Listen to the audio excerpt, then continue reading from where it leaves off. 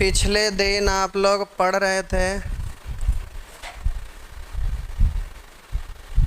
Section A हो गया था, बी हो गया था, बी हो गया था ना। हम लोग सी में थे और सी खत्म हो गया था।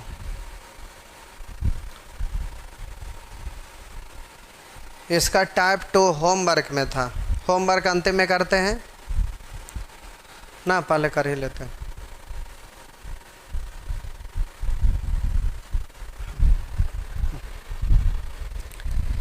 चलिए देखिए,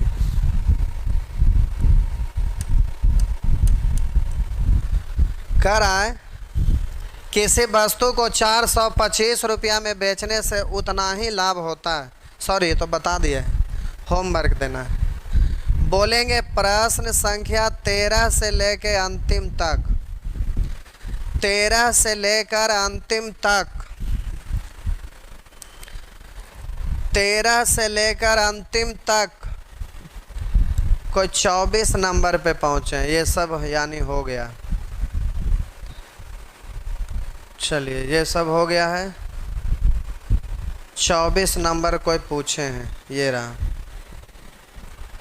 ठीक है। करा किसी वस्तु का विक्रय मूल्य दोगुना करने पर लाभ 3 गुना हो जाता है। किसी वस्तु का विक्रय मूल्य दोगुना करने पर लाभ 3 गुना हो जाता है। तो विक्रय मूल्य पहले से मान लेते हैं 1 रुपया था, विक्रय मूल्य को दोगुना कर दिए तो करा लाभ 3 गुना हो जाता है।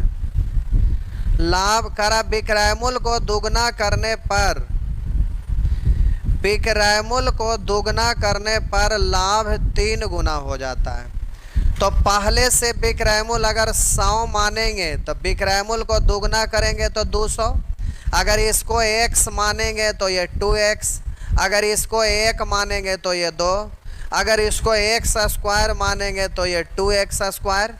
तो आप यहाँ पर विक्रय मूल्य कुछ भी मान सकते हैं। 1 तो इसको 2 मान सकते हैं, लेकिन हम इसको 100 मान लिए तो ये 200।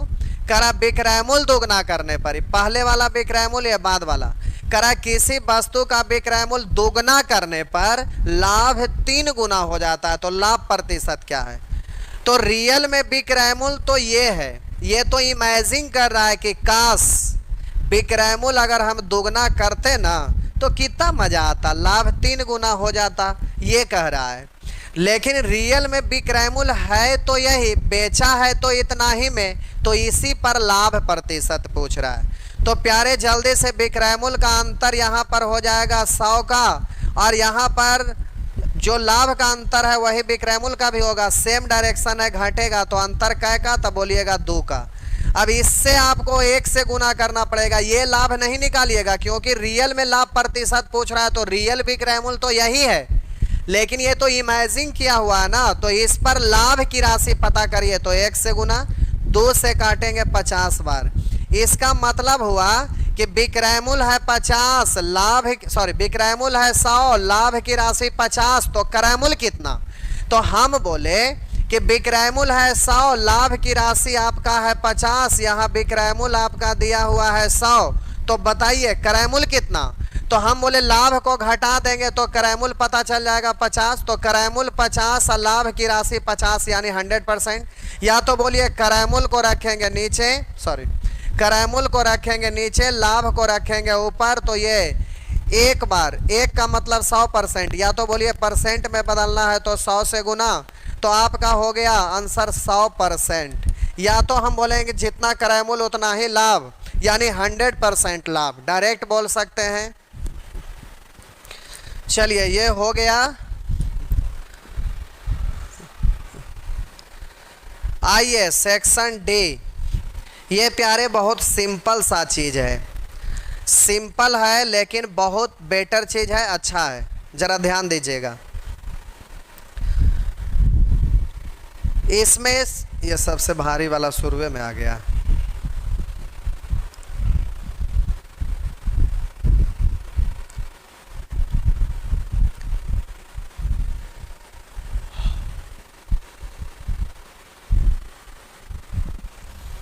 यहाँ से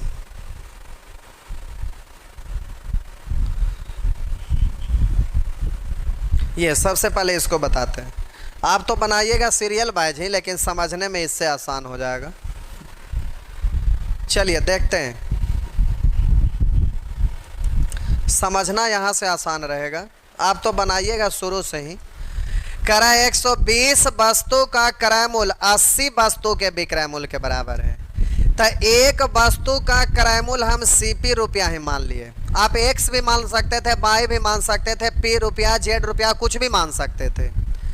लेकिन रेशियो में आप सीखे थे कि 2A = 3B, तो सीधा गुणांक पलट देते हैं तो रेशियो लिखा जाता है ऐसे।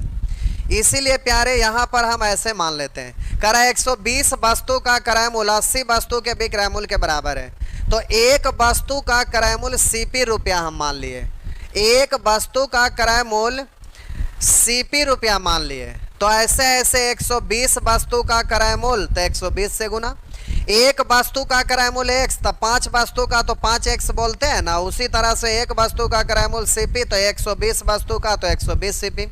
और उधर 80 वस्तु के विक्रय मूल्य का, एक वस्तु का विक्रय मूल्य SP मान लिए, तो 80 वस्तु का विक्रय मूल्य तो 80 गुने SP। करा ये दोनों बराबर है। तो अब आपको कुछ पता चल रहा होगा कि जल्दी से रेशियो लिखा जा सकता है। कैसे भाई? तो गुणांक पलट देंगे तो रेशियो लिखा जाएगा। गुणांक पलट देंगे तो रेशियो लिखा जाएगा। तब बोलिए 2 इधर हो जाएगा और 3 इधर हो जाएगा। तो ये हो गया 2:3। अब बोलिए क्रय मूल्य का और विक्रय मूल्य का रेशियो लिखा गया। तो आप दुनिया का कुछ भी पूछेगा उससे रिलेटेड आप बना सकते हैं। तो क्रय मूल्य विक्रय मूल्य का रेशियो निकल गया। क्रय मूल्य विक्रय मूल्य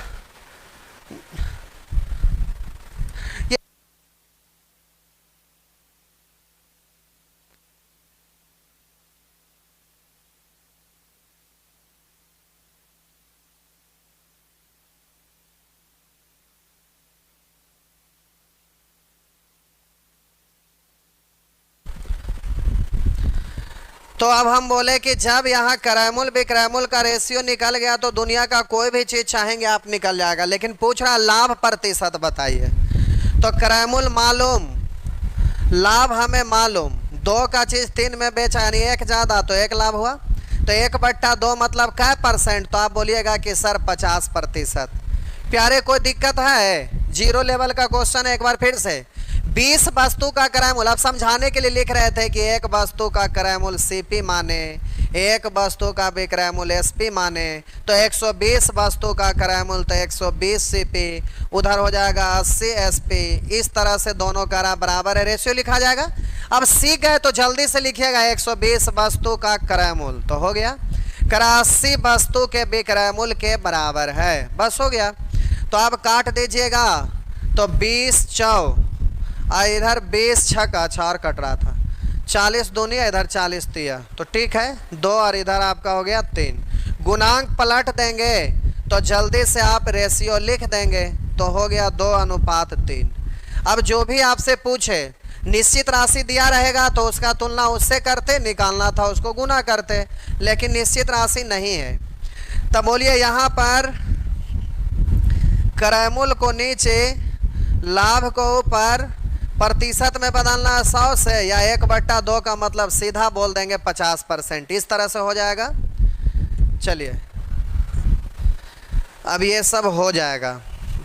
तो एक प्रश्न का सेकंड भर में आप जवाब दे दीजिए तो जल्दी से।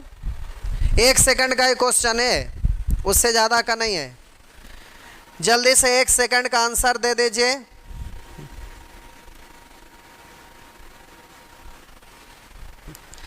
एक सेकंड के अंदर आंसर दीजिए प्यारे।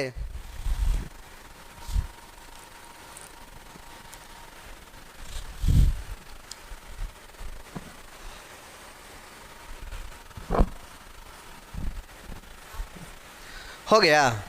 चलिए 40 वस्तु का लागत मूल्य 25 वस्तु के बिक्री मूल्य के बराबर है। करा 40 वस्तु का लागत मूल्य 25 वस्तु के बिक्री मूल्य के बराबर है। तब बोलिएगा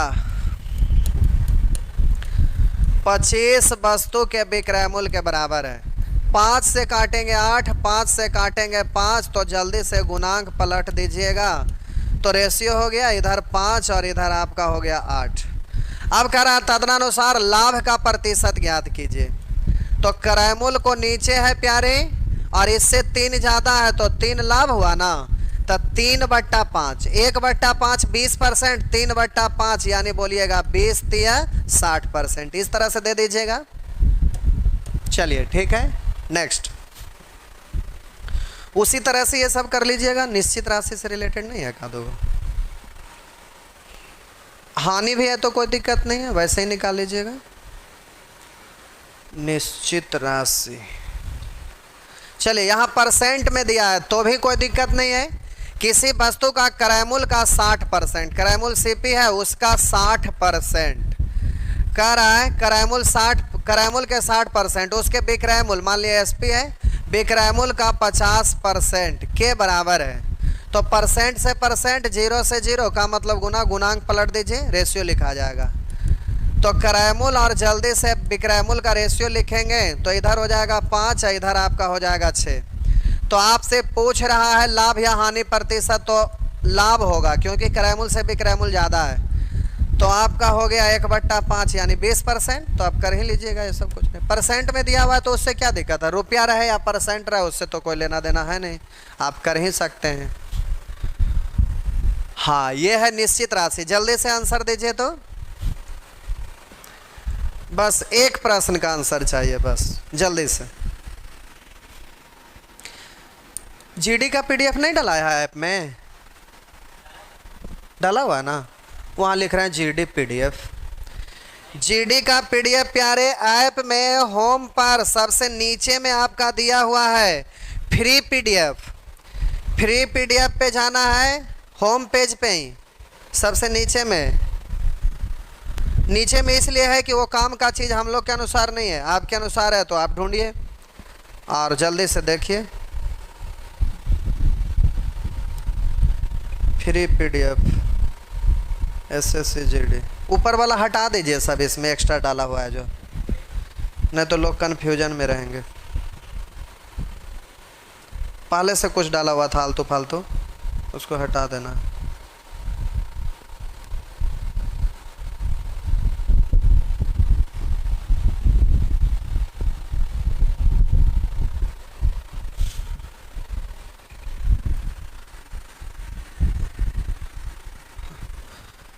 चलिए 18 वस्तु के क्रय मूल्य 15 वस्तु के विक्रय मूल्य के बराबर है। 18 वस्तु के क्रय मूल्य 15 वस्तु के विक्रय मूल्य के बराबर है। 3 से 6 या 3 से 5, तो क्रय मूल्य विक्रय मूल्य का रेशियो नहीं लिख दीजिएगा, तो कहिएगा सर गुणांक पलट जाएगा, तो ये तो रेशियो लिखा ही जाएगा। अब देखिए ये क्रय मूल्य विक्रय मूल्य का रेशियो लिखा गया, अब इससे ज़्यादा है तो लाभ है, इससे कम होता तो हानि, तो लाभ हानि भी लिखा जाता। करा इस तरह के 600 वस्तु के 600 रुपया के खरीद मूल्य पर, तो 600 क्रय मूल्य है, क्रय मूल्य का तुलना क्रय मूल्य से कर दीजिएगा। तो कह रहा है 600 रुपया के खरीद मूल्य पर विक्रेता को कितने रुपये का लाभ हुआ, तो लाभ ही पूछ रहा है ना। तो 5 का चीज 6 में बेचा, 1 लाभ हुआ, 5 से काटिएगा 12 पंचे 60, तो ये आपका आंसर हो गया 120। ऐसे करके बना दीजिएगा, ये प्यारे आपका बन जाएगा। अब ये सब बन जाएगा, अभी टाइप 2 नहीं, इधर ही हम लोग थे, इधर हम लोग थे, यहाँ से हम लोग देख रहे थे शायद। अब आइए इधर, इसमें आपको 3 चीज़ होता है, जिसमें ये अभी आपका केस 1 14 नंबर से आगे सब था, फिर केस 2, अब केस 2 के लिए 1 नंबर पे आते हैं।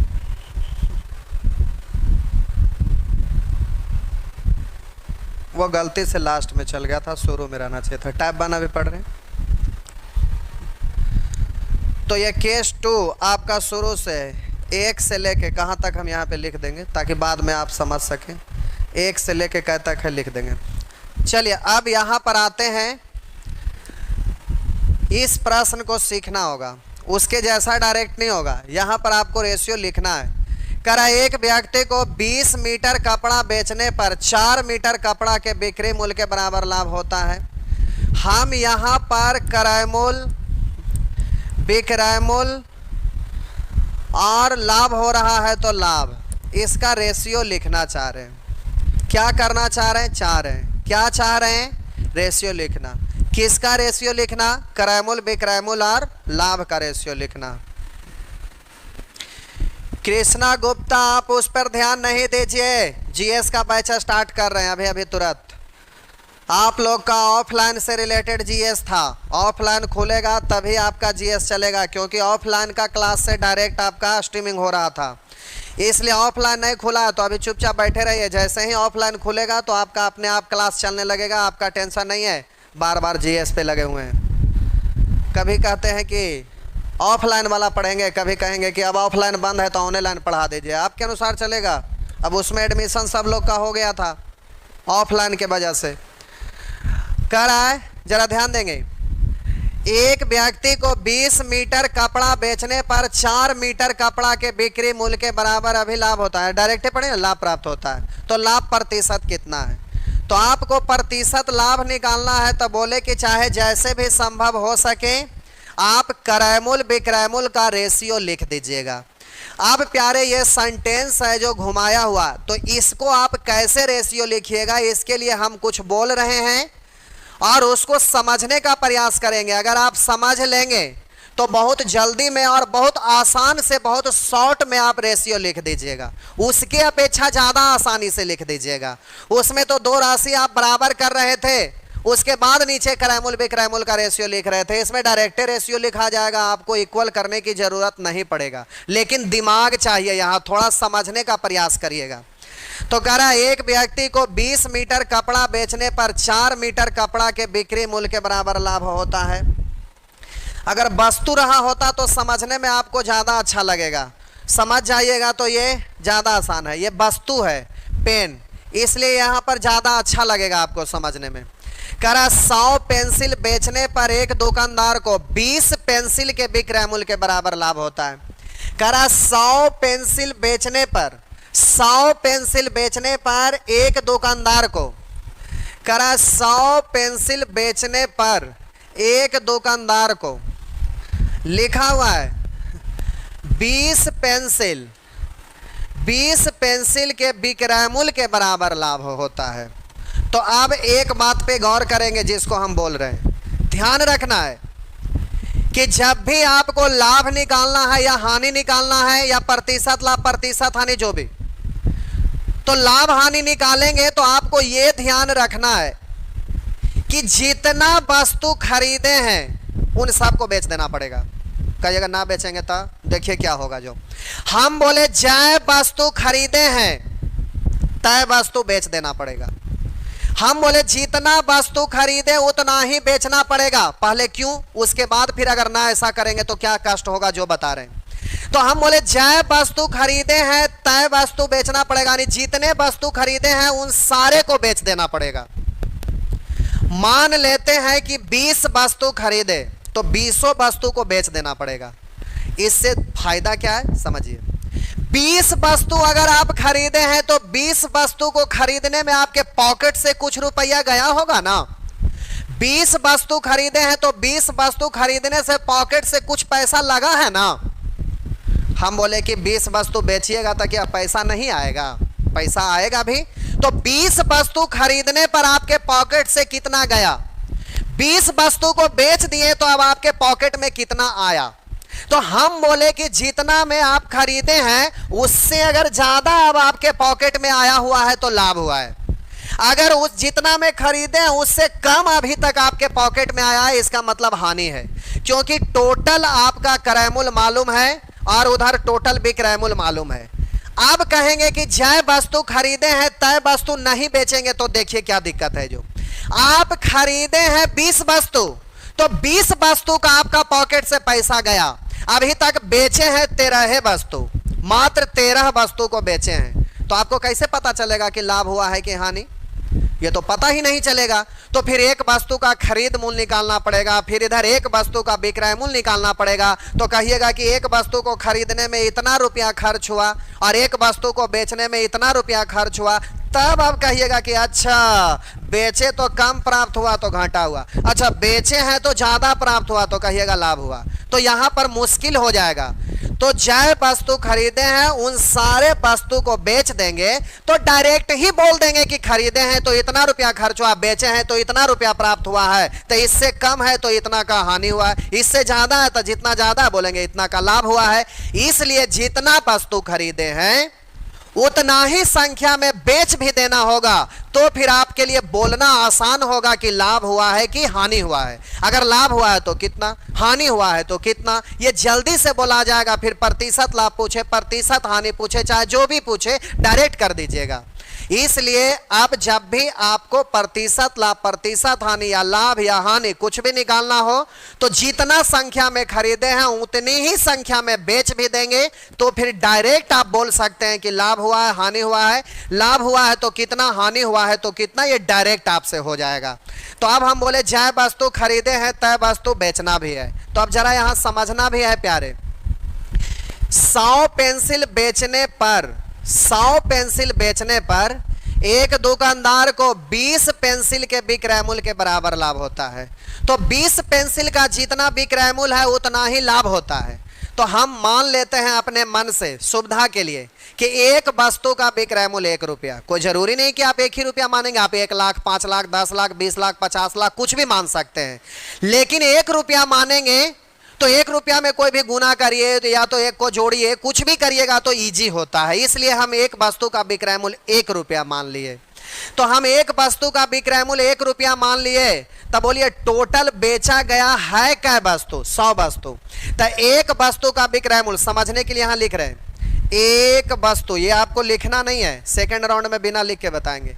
एक वस्तु का विक्रय मूल्य, एक वस्तु का विक्रय मूल्य बराबर 1 रुपया मान लिए। एक वस्तु का विक्रय मूल्य हम 1 रुपया मान लिए। तो 100 वस्तु है तो 100 वस्तु का विक्रय मूल्य 100 गुना 1 100 हो जाएगा। और कह रहा है 20 वस्तु के विक्रय मूल्य के बराबर लाभ।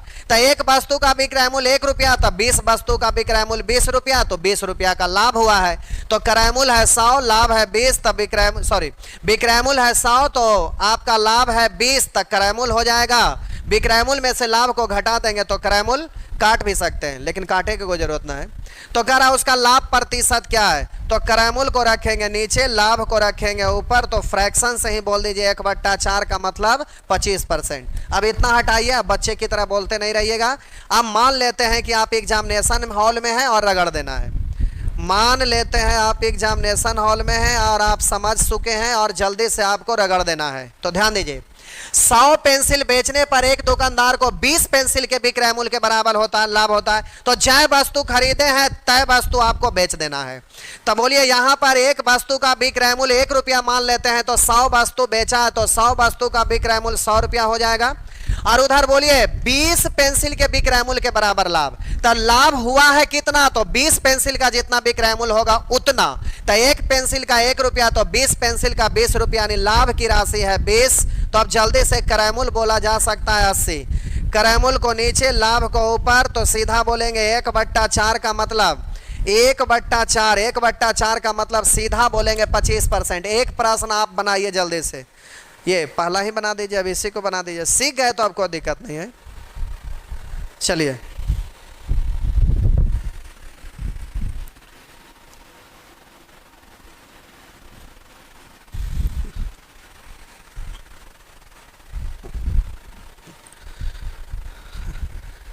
जल्दी से सॉल्व करिए।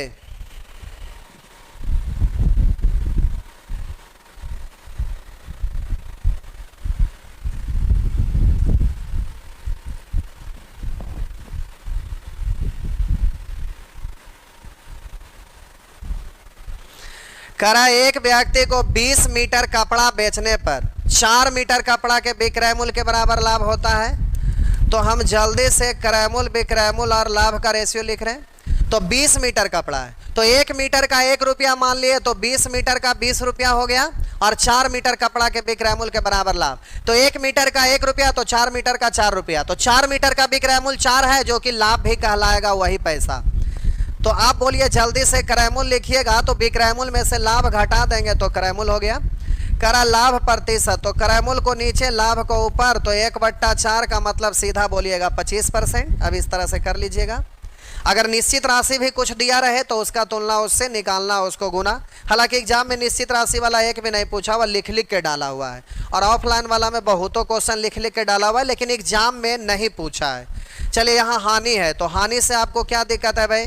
ये एनटीपीसी में पूछे हुए हैं, हानि रहे या लाभ रहे, उससे क्या दिक्कत है? जल्दी से सॉल्व करिए, आंसर दीजिए जल्दी से प्यारे, आप सॉल्व करिए 1 सेकंड के अंदर, जल्दी से 1 सेकंड के अंदर हल करिए।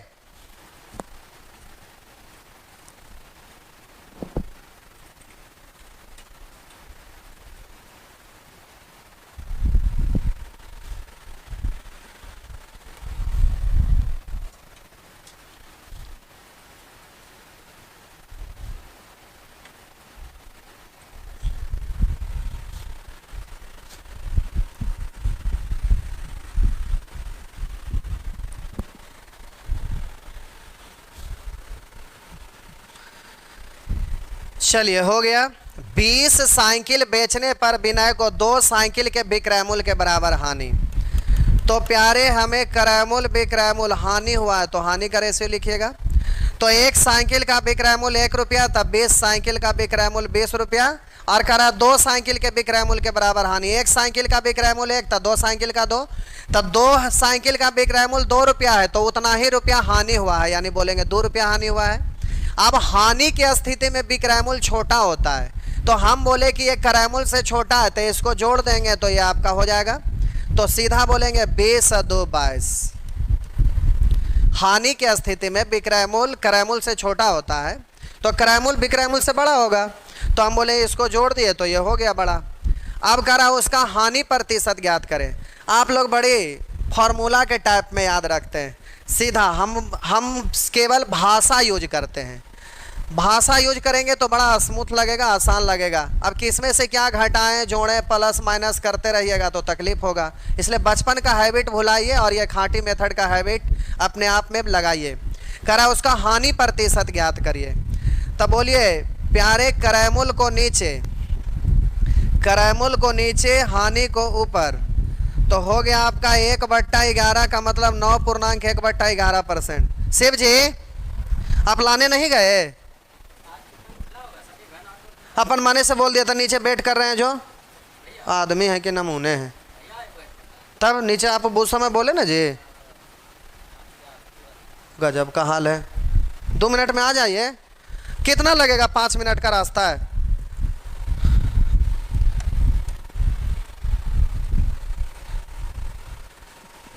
चलिए अब ये सब प्यारे आपसे, हाँ यहाँ से फिर अलग आ गया, 80 के लेकर करें मूल। तो अब आपका केस 1 उधर 14 से था, केस 2 6 से था, सॉरी 5 तक था, 1 से 5। ये केस 3 है, 6 से आगे जितना तक आ जाए। तो ये हम इसलिए लिख दिए ना ताकि आपको ध्यान रहे, क्योंकि आप शुरू सीख रहे हैं ना, तो फिर आपको ऐसे लिखा रहता है तो सीखना आसान होता है। सीख जाने के बाद तो फिर कुछ भी रहे, क्या फ़र्क पड़ता है? कोई फ़र्क नहीं है। अब रोड पर आप साइकिल चलाते हैं तो कभी सोचते हैं कि गड्ढा आ रहा है हम ब्रेक मारेंगे? ऐसा कुछ नहीं, अपने आप ब्रेक लग जाता है। तो शुरू सीखने के क्रम में सोचते होंगे सामने गड्ढा आ रहा तो ब्रेक मार ही देंगे। आप जा रहे हैं सर, वो करवा लीजिए। हो ही गया, हुआ नहीं ना। एक फल विक्रेता 400 केला बेचता है और 80 केले के क्रय मूल्य के बराबर लाभ। तो ये केस 3 है, जो उसके अपेक्षा ये स्टैंडर्ड हो गया, और भी स्टैंडर्ड है। तो अब इसको बहुत अच्छे से फिर समझिएगा। तो अभी इसमें आपको केवल एक ही पॉइंट हम बोले कि जय वस्तु खरीदे हैं ना, तय वस्तु ही बेचना होगा, और उतना ही वस्तु पर लाभ या उतना ही वस्तु पर हानि आपको पता चल जाएगा। तो आप तो माइंड में सबसे पहले आप ये सेट कर लीजिएगा कि जय वस्तु खरीदे हैं, तय वस्तु ही आपको बेचना है। तो अब यहाँ पर आपको क्रय मूल्य विक्रय मूल्य और लाभ प्रतिशत पूछ रहा है, यानी लाभ का रेशियो हमें लिखना है। क्रय मूल्य विक्रय मूल्य और लाभ का रेशियो हमें लिखना है। जरा ध्यान दीजिए, एक फल विक्रेता 400 केला बेचता है। एक फल विक्रेता है जो 400 केला बेचता है और 80 केले, 80 को नीचे लिख देते हैं समझने के लिए, यहाँ हटा देते हैं, 80 को यहाँ लिख देते हैं, ठीक है। करा 80 केले के क्रय मूल्य के बराबर लाभ कमाता है। 80 केले के क्रय मूल्य के बराबर लाभ कमाता है। अब ये उसके अपेक्षा भी थोड़ा सा स्टैंडर्ड हो गया। अब जरा समझेंगे, यहाँ पर ये लिखा हुआ सब कुछ। करा एक फल विक्रेता 400 केला बेचता है, इसका मतलब बेचे जाने वाले फल की संख्या कितना है? तो आप बोलेंगे कि सर 400 है। तब बेचे जाने वाला फल की संख्या 400 है, तो आपको हम क्या बताए थे कि खरीदे जाने वाला भी 400 ही होना चाहिए। जय गो बेचा गया है, तय गो खरीदा जाना चाहिए। तो हम बोले जितने संख्या में बेचे हैं उतना ही संख्या में आपको खरीद भी लेना होगा। तो यहां लिखा 400 केला बेचता है, इसका मतलब 400 केला खरीदेगा भी। अब ये आप माइंड में सेट कर लिए। अब क्वेश्चन के अनुसार आगे बढ़ेंगे। तो कह रहा और 80 केले के क्रय मूल्य के बराबर लाभ होता है। तो ध्यान दीजिएगा, कहिएगा कि सर एक केला का भी क्रय मूल्य 1 मान लेते हैं। तो प्यारे मान लेते हैं, चलिए आपके अनुसार कि एक केला का विक्रय मूल्य, यहां लिखते हैं एक केले का विक्रय मूल्य, एक केले का विक्रय मूल्य बराबर 1 रुपया आप मान लिए, ठीक है। तो आप बोलिए 400 केला का विक्रय मूल्य, तो आप बोलिएगा 400 रुपया। तो यहाँ तो 400 लिखा जाएगा। अब आगे कोई रेशियो में रिलेशन जोड़ने का रास्ता कहीं से दिया हुआ है? नहीं है। करा और 80 केले के क्रय मूल्य के बराबर लाभ। ये तो करा 80 केला का जितना क्रय मूल्य है ना उतना ही लाभ होगा। अब बोलिए यहाँ केला का क्रय मूल्य हमको पता होवे नहीं करेगा, इसलिए यहाँ पर आप फंस जाइएगा। तो यहाँ पर ठीक है कि 400 केला बेचता है तो खरीदना भी 400 केला होगा, लेकिन रेशियो लिखने के लिए जब शुरुआत करेंगे तो इसके पहले वाला प्रश्न में विक्रय मूल्य से ही शुरू कर रहे थे। लेकिन क्यों ऐसा कर रहे थे? क्योंकि विक्रय मूल्य और उधर लाभ भी विक्रय मूल्य ही हो रहा था। विक्रय मूल्य का रेशियो लिख रहे थे और लाभ भी विक्रय मूल्य के इतना ही बराबर हो रहा था। अब 2 गो के बराबर, 4 गो के बराबर, चाहे 6 गो के भी बराबर। तो विक्रय मूल्य से लाभ का रेशियो जुड़ गया था, तो विक्रय मूल्य लाभ निकल गया तो क्रय मूल्य भी निकल गया। लेकिन यहां पर विक्रय मूल्य का आप लिख तो लिए, लेकिन आगे का रिलेशन आपको पता ही नहीं चलेगा। तो अब एक से अधिक का रिलेशन रहेगा तो लिंक जोड़ के सभी का निकल जाता। जैसा कि एक बार फिर से इसके पहले वाला प्रश्न को बोलते हैं। इसके पहले वाला प्रश्न पर एक बार और फिर हम आपको चर्चा करके दिखाते हैं। फिर यहाँ पे आते हैं, जैसे कह रहा है हमें यहाँ पर क्रय मूल्य, विक्रय मूल्य और हानि है तो हानि। 20 साइकिल बेचने पर 2 साइकिल के विक्रय मूल्य के बराबर हानि। तो हम बोले 20 साइकिल बेचने पर विनय को 2 साइकिल के विक्रय मूल्य के बराबर हानि। तो हानि की राशि भी विक्रय मूल्य के बराबर और विक्रय मूल्य का भी रेशियो लिख रहे थे, 1 गो का 1 तब 20 गो का 20। और बोलिए 2 गो के बराबर हानि, तो 2 गो का विक्रय मूल्य 2 है। तो आप बोलिए यहाँ पर आपका निकल गया था कि क्रय मूल्य 22 है। लेकिन अब यहाँ पर आप फंसेंगे। तो क्यों फंसेंगे? इसलिए फंसेंगे कि हमको रेशियो लिखना है क्रय मूल्य, विक्रय मूल्य और लाभ का। तो यहाँ कह रहा है कि एक फल विक्रेता 400 केला बेचता है, 400 केला बेचता है और कह रहा 80 केले के क्रय मूल्य के बराबर लाभ कमाता है। तो ठीक है, संख्या फिक्स है कि 400 केला बेचना है, तो 400 केला भी खरीदना है। तो ये तो केवल संख्या फिक्स हुआ है ना कि कै गो खरीदना है, कै गो बेचना है, कै गो पर लाभ लेना है, कै गो पर हानि लेना है।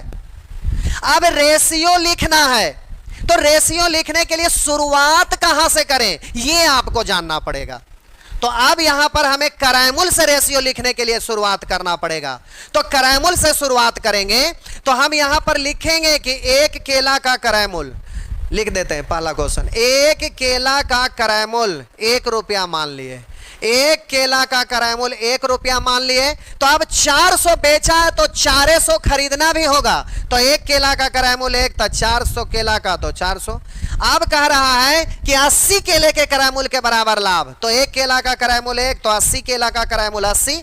तो 80 केला का क्रय मूल्य जितना है उतने रुपया तो लाभ है। तो एक केला का क्रय मूल्य 1, तो 80 केले का क्रय मूल्य 80।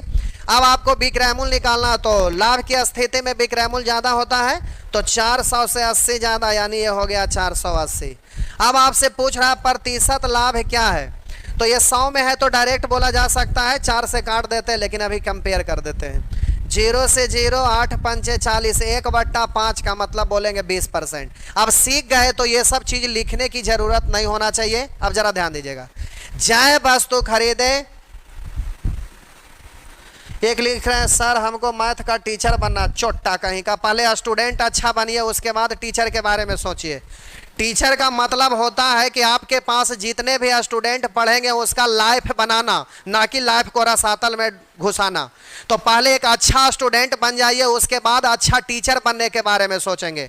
टीचर का मतलब होता है कि बस कोचिंग खोल दिया सबका लाइफ बिगाड़ दिया, वो नहीं होता है। अब टीचर बनने का दायित्व दुनिया भर का होता है, तो पहले एक स्टूडेंट बनने का दायित्व निभाइए, और अच्छा स्टूडेंट आप बन सकेंगे तभी अच्छा टीचर बन सकेंगे। कहिएगा आप भी तो सौटे में उड़ा देते हैं, तो हम तो कह के उड़ाते हैं ना, ये तो हम पहले ही फाइनल कर देते हैं। यूट्यूब पर पढ़ा रहे हैं, चाहे यहाँ पढ़ा रहे हैं, चाहे कहीं भी पढ़ा रहे हैं, तो ऑनलाइन में हम डायरेक्टे बोलते हैं कि हम ये करने वाले हैं। अगर वो आप करवाने वाले हैं तो ठीक है, ना करवाने वाले हैं तो ना करिए, लेकिन कहते जरूर हैं, लेकिन हम करते वही हैं जो स्टूडेंट सक्सेस हो सके उससे। तो ऐसा नहीं है, आपको जितना भी हम पढ़ा रहे हैं आप कंपेयर करके किसी मास्टर से देख लेंगे, 5 को टॉप टीचर का नाम को आप काउंट कर लीजिए, और साल भर उससे आप पढ़े होंगे, उसके बाद हमसे आप कंपेयर कर लीजिए। 1 महीना में आपको पढ़ने से जितना फायदा महसूस हुआ होगा उतना साल भर में आपको नहीं महसूस हुआ होगा।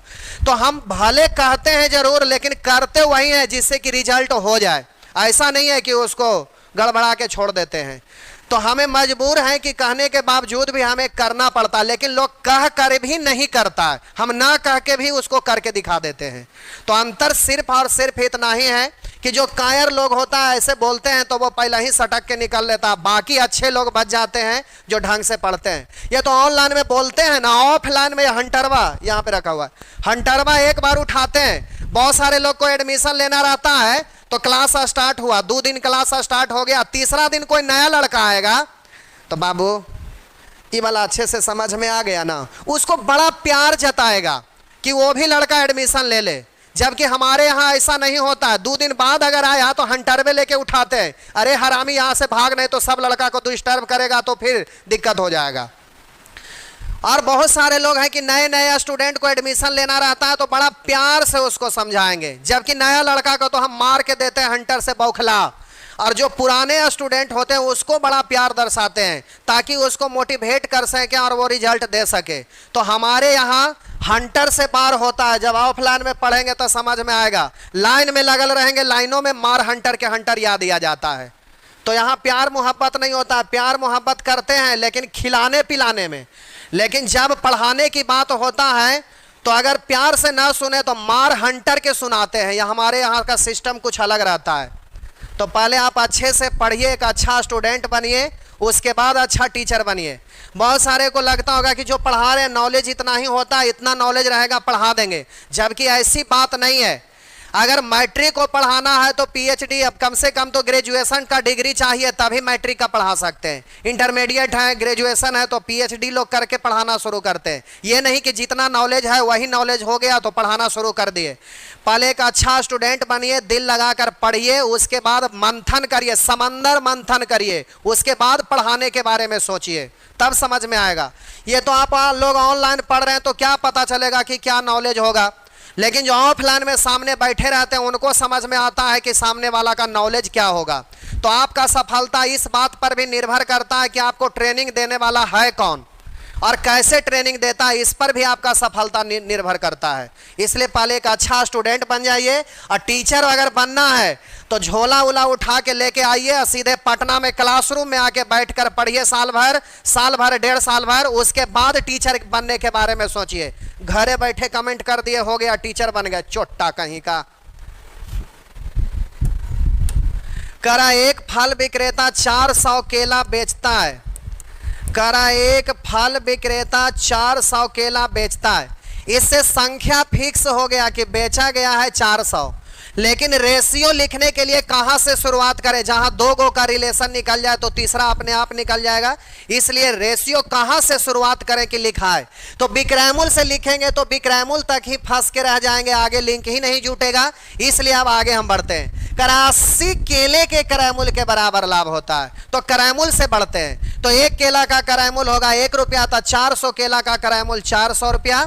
और कह रहा है कि 80 केले के करैमुल के बराबर लाभ, तो एक केला का करैमुल 1, तो 80 केले का करैमुल होगा 80। जो 80 केले का करैमुल 80 रुपया, वही लाभ की राशि है, तो लाभ हो गया 80। अब बोलिए करैमुल है 100, लाभ है 80, तो बिक्रैमुल लिखना चाहेंगे तो लिख सकते हैं। करैमुल में लाभ जोड़ देंगे तो बिक्रैमुल 480, लेकिन इसका जरूरत नहीं है क्योंकि प्रतिशत लाभ पूछ रहा है तो यहीं से हो जाएगा।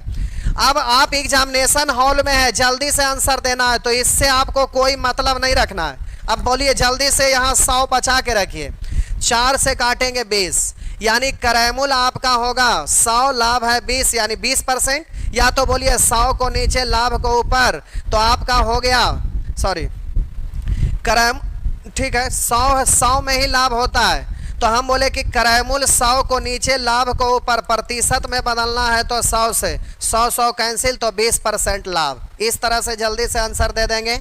अब एक प्रश्न जल्दी से आप बनाइए, जल्दी से इस प्रश्न को बनाइए। चलिए हानि वाला को बना, अच्छा ये तो निश्चित राशि दिया हुआ है। जल्दी से इस प्रश्न को सॉल्व करिए, 7 नंबर प्रश्न, 1 सेकंड के अंदर हल करिए।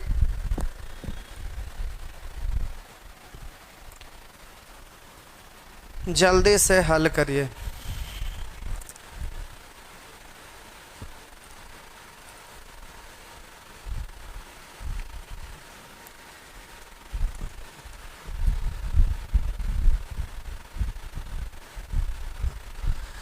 करा एक दुकानदार को 75 किताब बेचने पर 15 किताब के करैमुल के बराबर लाभ होता है। तो संख्या तो निश्चित हो गया कि 75 को बेचना है, तो अब करैमुल बिक्रैमुल और लाभ का रेशियो लिखना है। तो बोलिएगा एक किताब का करैमुल 1, तो 75 को का तो हो जाएगा 75।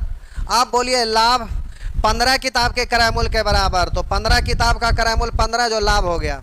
अब बिक्रैमुल चाहेंगे तो लिख सकते हैं, लेकिन चाहने की ज़रूरत नहीं है। तो करैमुल को रखेंगे नीचे, लाभ को रखेंगे ऊपर। 15 5 75, 1/5 यानी 20%, या तो 100 से गुना करिए, आपका आंसर 20% है।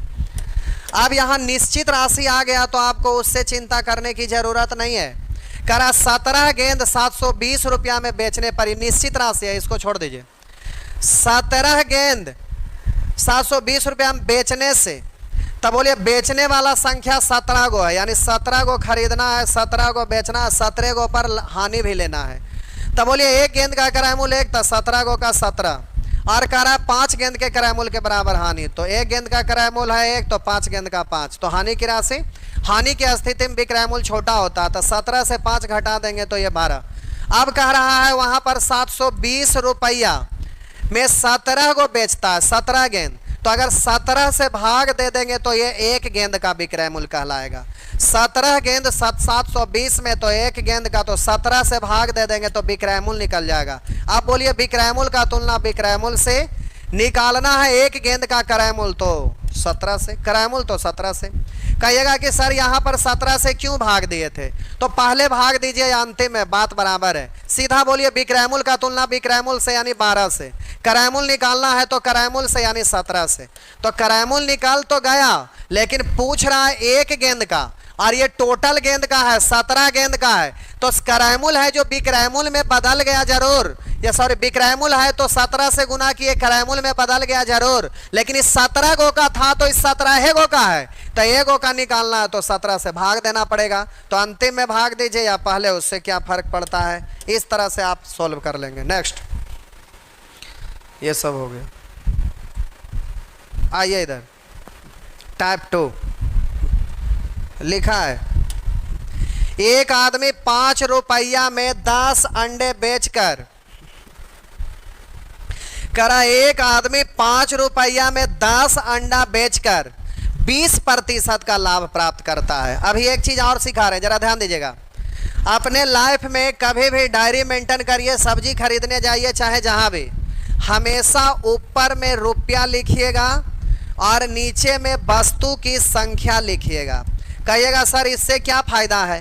तो प्यारे जब भी आपको एक वस्तु का कीमत निकालना रहेगा तो केवल ऐसे बट्टा कर दीजिएगा तो एक वस्तु का ये कीमत कहलाएगा। कैसे भाई, मान लेते हैं कि 100 रुपया का आप पेन खरीदे, 100 रुपया का पेन खरीदे और आपको टोटल 20 पेन प्राप्त हुआ, तो हम बोले कि ऊपर रुपया नीचे वस्तु, तो बट्टा केवल कर दीजिएगा तो ये आपका एक पेन का ये क्रय मूल्य कहला जाएगा। इसलिए ऊपर रुपया नीचे वस्तु लिखने से फायदा है कि बीच में बट्टा का लाइन खींच देते हैं तो एक वस्तु का निकल जाता है। लेकिन ऊपर संख्या नीचे रुपया, तो उससे क्या फायदा होगा, कोई फायदा नहीं। इसलिए हमेशा हैबिट बनाइए ऊपर रुपया नीचे वस्तु। और ऐसे भी सबसे पहले रुपया पकड़ना चाहिए, उसके बाद ही कुछ पकड़ना चाहिए। जिंदगी जीने के लिए रुपया जरूरी है।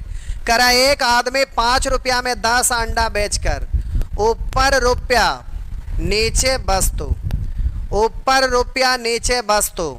तो अब जरा ध्यान दीजिएगा, ऊपर रुपया नीचे वस्तु, तो एक वस्तु का ये क्या कहलाएगा, विक्रय मूल्य कहलाएगा। विक्रय मूल्य है तो विक्रय मूल्य, क्रय मूल्य है तो क्रय मूल्य। तो हम बोले 5 रुपया में 10 अंडा बेचकर, तो ऊपर रुपया नीचे वस्तु, तो ये एक वस्तु का विक्रय मूल्य निकल गया प्यारे। अब आपसे जो भी पूछे 20% का लाभ प्राप्त करता है तो उसने 5 रुपये में कितने अंडे खरीदा, आपसे खरीदा पूछ रहा है, क्रय मूल्य पूछ रहा है। तब बोलिएगा 20% लाभ का मतलब क्रय मूल्य होगा 100, तो लाभ होगा 20, तब विक्रय मूल्य होगा 120। तो अब जल्दी से विक्रय मूल्य का तुलना विक्रय मूल्य से क्रय मूल्य निकालिएगा तो क्रय मूल्य से गुना। लेकिन कंडीशन है प्यारे, यहाँ 5 रुपया में कितना अंडा खरीदा, तो ध्यान दीजिएगा, ऊपर रुपया नीचे वस्तु और ये बेचा है तो एक वस्तु का विक्रय मूल्य। अगर 5 रुपया में 10 को खरीदा होता तो ये एक वस्तु का खरीद मूल्य क्रय मूल्य कहलाता। आप बोले विक्रय मूल्य है तो विक्रय मूल्य का तुलना विक्रय मूल्य से, क्रय मूल्य निकालना है क्रय मूल्य से। अब प्यारे आपको पता है कि ऊपर में रुपया और नीचे में वस्तु की संख्या होता, ऊपर में रुपया और नीचे में वस्तु की संख्या, ऊपर में रुपया और नीचे में वस्तु की संख्या होता है।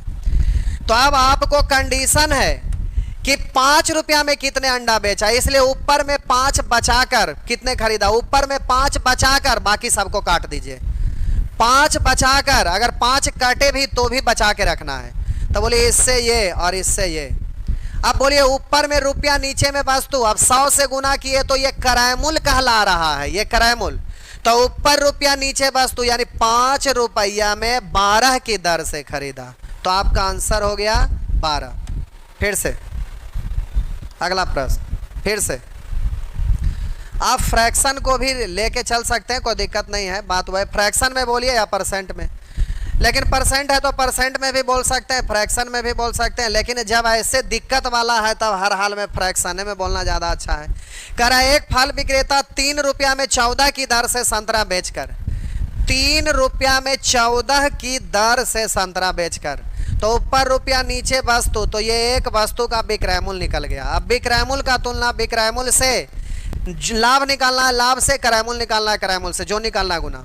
तब बोलिए बेचकर इतना परसेंट का लाभ प्राप्त करता है, इतना परसेंट 14.2/7% का मतलब 1/7। तो आप बोलिएगा इतना परसेंट लाभ का मतलब क्रय मूल्य है 7, लाभ है 1, तब विक्रय मूल्य हो जाएगा लाभ पर 8। तो विक्रय मूल्य का तुलना विक्रय मूल्य से। आपका पूछ क्या रहा है, तो बताएं कि उन्हें 15 रुपया में कितने संतरे खरीदने थे, कितना संतरा खरीदना था यानी क्रय मूल्य। तो बोलिए क्रय मूल्य निकालना है तो 7 से गुना। अब प्यारे ये क्रय मूल्य तो निकल गया, लेकिन कंडीशन है कि 15 रुपया में कितना संतरा खरीदा। तो हम बोले ऊपर रुपया नीचे वस्तु, तो हर हाल में ऊपर 15 लाना है। तो अब है नहीं तो जबरदस्ती ला दीजिएगा, ना है तो जबरदस्ती ले आएंगे। 7 से 14 कटेगा 2 बार। अब हमें ऊपर में रुपया नीचे वस्तु, तो ये तो खरीद मूल्य आया, ये खरीद में निकल गया, लेकिन ऊपर हमें 15 चाहिए, तो ना है तो गुना कर दीजिए। तो ऊपर में 5 से तो नीचे में भी 5 से। अब बोलिए ऊपर में 15 है ना, यानी 15 रुपया में, तो 2 8 16, 16 5 80, तो 80 की दर से, तो आपका आंसर हो जाएगा 80। बस एक प्रश्न आप बनाइए, देखते हैं समझ पा रहे हैं कि नहीं, जल्दी से बनाइए। एक प्रश्न जल्दी से बनाइए।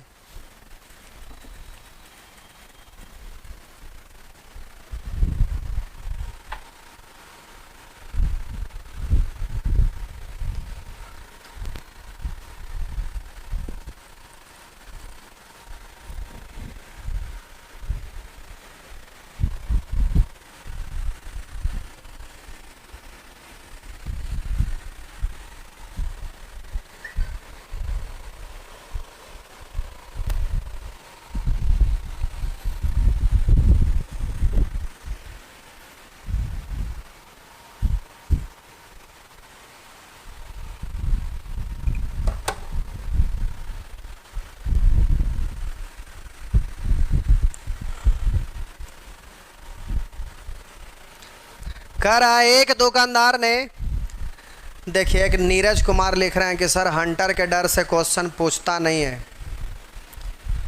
आप ऑफलाइन में आइए तब आपको समझ में आएगा। लोग इतने हिम्मत वाले रहते हैं कि हंटर खा कर क्वेश्चन पूछने का दम रखते हैं, क्योंकि मार का जो दर्द है उससे बड़ा दर्द है कि वो सक्सेस नहीं होंगे तो ज़िंदगी भर घूटेंगे। इसलिए ऐसे ऐसे लोग रहते हैं कि कितनों भी मारेंगे तो यहीं आके पढ़ेंगे, यहाँ से भाग नहीं सकते हैं। पहले आप यहाँ आएंगे तो देखेंगे, तब समझ में आएगा कि यहाँ पढ़ने वाले लोगों के पास जुनून कितना होता है।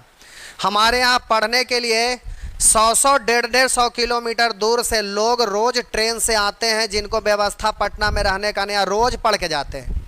अब बरसात के मौसम में पूरा इलाका डूबा हुआ रहता है तो भी लोग तैर के बहुत दूर दूर तक जाते हैं, उसके बाद रोड पर आके ट्रेन पकड़ते हैं, उसके बाद भी आके पढ़ते हैं। और ट्रेन पकड़ने के लिए भी साइकिल से बहुत दूर तक जाना पड़ता है तैर कर आने के बाद, तब भी एक भी क्लास लोग छोड़ते नहीं हैं। तो रियल में ही तो ऑनलाइन पढ़ रहे हैं, तो ऑनलाइन में क्या पता चलेगा कि रियल में हम पढ़ाते क्या। ऑफलाइन में बैठिए तब समझ में आएगा। और जो एक बार यहाँ पर आ गए वो ज़िंदगी में दोबारा कभी जा नहीं सकते जब तक कि फाइनल रिजल्ट नहीं होता है। कह रहा है एक दुकानदार ने 24 रुपया में 80 वस्तु खरीदी। 2400 रुपया में 80 वस्तु खरीदी तो एक वस्तु का खरीद मूल्य निकल गया। सभी वस्तु को 16% के लाभ पर बेच दिया। तो अभी खरीद मूल्य का तुलना खरीद मूल्य से 16% लाभ पर बेच दिया, यानी 116 में बेच दिया। प्रत्येक वस्तु का विक्रय मूल्य ज्ञात कीजिए। तो अब ये विक्रय मूल्य में बदल गया, तो अब ये 80 से भाग दिए थे तो एक ही वस्तु का ये क्रय मूल्य था। तो अभी विक्रय मूल्य में बदला भी तो भी एक ही वस्तु का कहलाएगा। संजोग है कि एक ही का पूछ रहा है, यहाँ कंडीशन नहीं है, तो सीधा सॉल्व कर दीजिए। 2 शून्य इधर कैंसिल, 8 से काटेंगे, 8 तिया 24, बट्टा में अभी 10 है, 1 अंक के बाद दशमलव आ जाएगा। तो 3 छक्का 18 के 8 हासिल 1, और बोलिए 3 इकाई 3 और हासिल 1 4, फिर 3 इकाई 3, अब 1 अंक के बाद दशमलव दिए तो 34 रुपया 80 पैसा। तो अब इस तरह से आप कर लीजिएगा, अब हो जाएगा। एक प्रश्न और बस, ये सब हो जाएगा। ये रहा। कह रहा है 1 रुपया में 12 टॉफी की दर से बेचने पर एक व्यक्ति को 20% का हानि होता है।